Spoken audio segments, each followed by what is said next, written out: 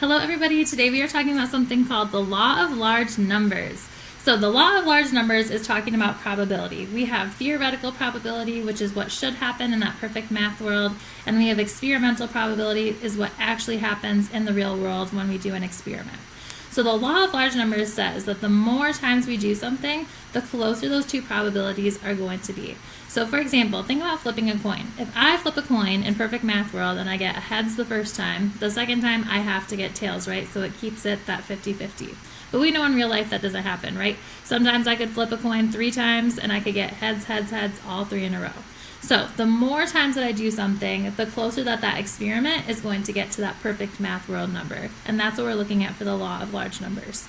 So let's go ahead and look at an example and kind of see this put into action. So what is the theoretical probability of rolling a 6, right? So the theoretical probability is what should happen in perfect math world, right? So there are 6 possibilities when I roll a die. So that 6 goes on the bottom, and 6 is just one of those numbers on the die. So that's 1 out of 6, or that 0.17, or 17%. So again, that's my theoretical probability.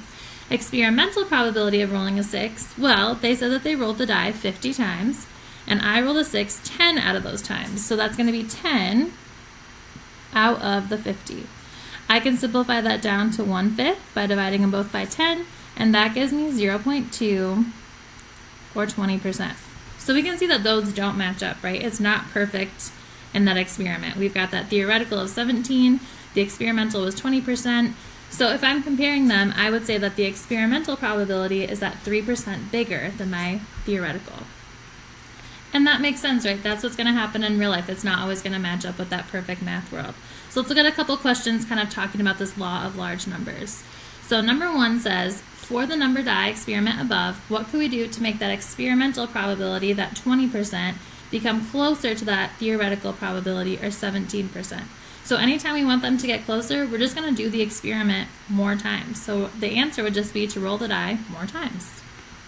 And for number 2, it has, in which experiment would Amari come closer to getting the probability of heads equal to that 1/2, which is that perfect math world, right? The 50-50, while he's tossing a coin.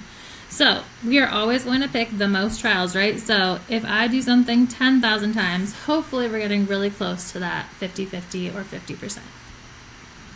All right, so hopefully we are understanding that law of large numbers and what happens when we do something a whole bunch of times.